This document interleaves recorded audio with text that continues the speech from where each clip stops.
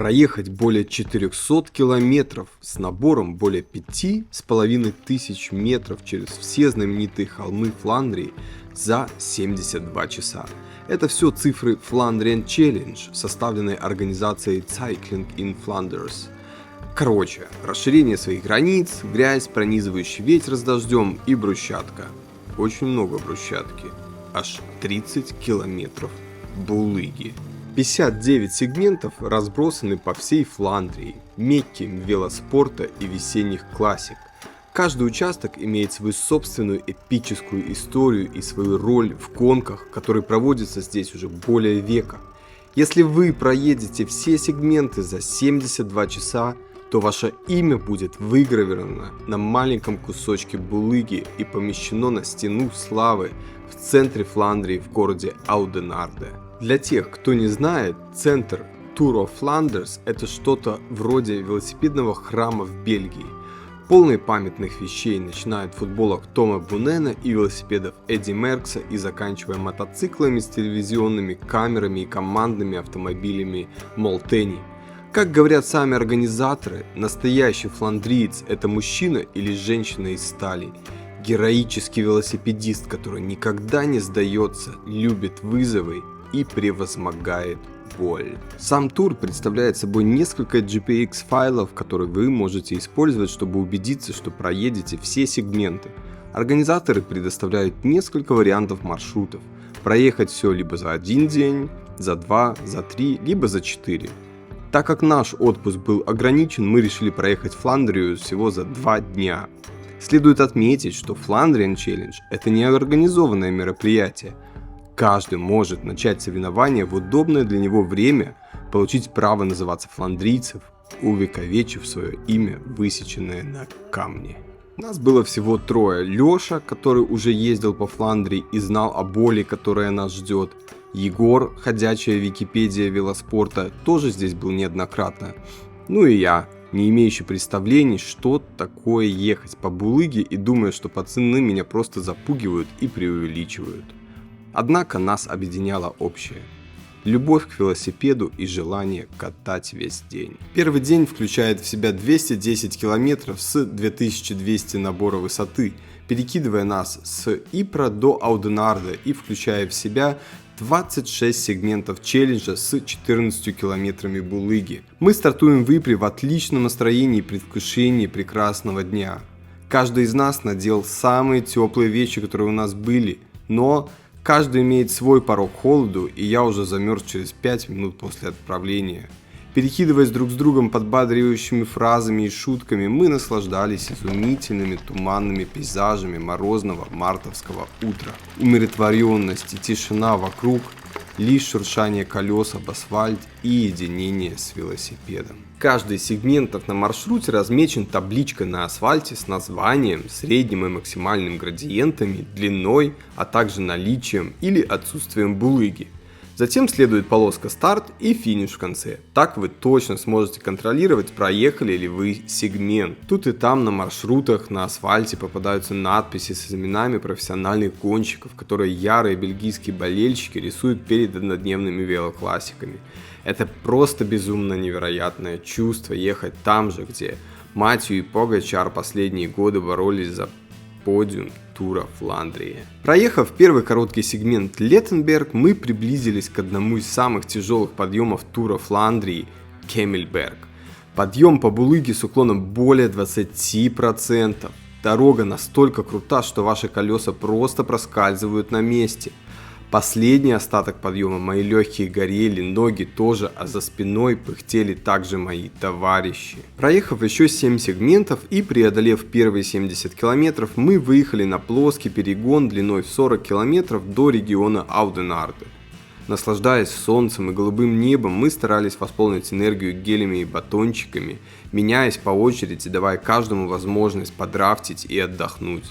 Чем ближе был Ауденарде, тем больше было булыги под колесами и тем меньше хотелось ехать дальше. Каждый подъем и сегмент давался все сложнее, но мы четко понимали, что нужно завершить маршрут засветло, и поэтому крутили дальше, разговаривая, правда, все меньше и меньше друг с другом. Так, спустя 210 километров и 200 метров набора, мы добрались до нашего хоста. Если честно, никто из нас в жизни до этого не ездил 200 километров за день, и никто из нас не ощущал себя так близко к фландрийской культуре, как сегодня. Пытаясь найти удобное место для уставших ног, каждый из нас засыпал в эйфории сделанного за день и предвкушением второго дня. Проснувшись с утра и плотно загрузившись углеводами, мы вновь отправились в путь. Ноги быстро вошли в ритм, ныла только пятая точка. Первый день был очень трудным, потому что дистанция была длиннее, но там были моменты, когда между сегментами были плоские участки. Второй же день представлял собой езду от сегмента к сегменту, от подъема к подъему. И самые сложные подъемы нас ждали в конце. За последние 25 километров нам еще предстояло покорить Кваремонт, Паттенберг и Копенберг. Стараясь придерживаться плана питания и потреблять примерно 50 грамм углеводов в час в виде привычных мне гелей, к отметке в 50 километров я понял, что у меня просто нет энергии, и я еле могу сидеть на колесе за ребятами. Каждый километр и подъем давался невыносимо, я не понимал, зачем вообще я это все делаю. Все это усугублялось чувством камня в желудке. Я пытался выходить вперед и работать перед своими друзьями, так как это меня мысленно подстегивало, что они едут из-за меня медленно. Спустя 4 часа после завтрака мы остановились выпить кофе, и тут произошло какое-то чудо. Камень в желудке рухнул вниз, и гели вновь начали поступать в кровь. Получив быстро заряд энергии, мы поменялись с друзьями местами. Теперь я ехал навеселее и старался работать спереди. Все это случилось прямо перед легендарной Демур, переводится как стена. Булыжный подъем, который часто служил местом кульминации весенних велоклассик. Как шутят сами локалы, в мире существует всего 3 стены – берлинская, китайская и их. Сегмент за сегментом мы приближались к нашей заветной цели стать настоящими фландрийцами. Однако с каждым набранным метром, либо с каждым метром булыги, сил оставалось все меньше. Конечно, тот задор, с которым мы начинали наши приключения, быстро улетучился к концу второго дня. И там, где возможно, мы старались проезжать мимо булыги вдоль обочин. Хоть по прогнозу должно было быть сухо, через 30 минут начался небольшой дождь, и Фландрия предстала перед нами то, какой мы ее привыкли видеть по велоспорту – серой, грязной и скользкой. К счастью, мы набрали с собой максимальное количество одежды, и, надев дождевики, дождь нас особо не волновал. И наконец мы приблизились к Кваремонту. Место, где буквально через пару дней Матью Ван дер Пул проведет свою первую атаку на туре Фландрии. Казалось бы, небольшой средний градиент, но этот тягун услан булыгой, к тому же очень скользкой. По обочинам рабочие уже возводили ограждения для воскресной гонки, машины и люди сновали туда-сюда, поэтому мне данный подъем показался крайне скучным, несмотря на его грандиозную историю. Согласно маршруту, до дома оставалось всего-навсего 20 километров. Начинало смеркаться, и, если честно, мы были уже сыты по горло нашим велоприключением. Так как ребята здесь уже были, я спросил, осталось ли что-то еще сложное на маршруте. Получив в ответ слово «нет», я ускорился, предвкушая плоский участок до дома. Но вдруг перед нами возник он, Паттенберг. Короткий булыжный торчок. В общем, доверяй, но проверяй. Так как доверия больше не было, я остановился проверить маршрут. И действительно, до хоста было чуть более 10 километров и лишь один холмик – Копенберг, где в этом году на туре Фландрии даже профики решили прогуляться пешком. Ужасное чувство, когда ты крутишь педали, а колеса просто прокручиваются на месте.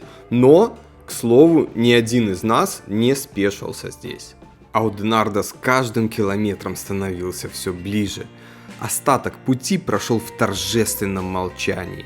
Вскоре мы сможем предъявить доказательства нашего двухдневного пути и получим по булыжнику с выгравированными на них именами. И вот, наконец, этот день настал, и мы пришли в центр Tour of Flanders забрать нашу награду.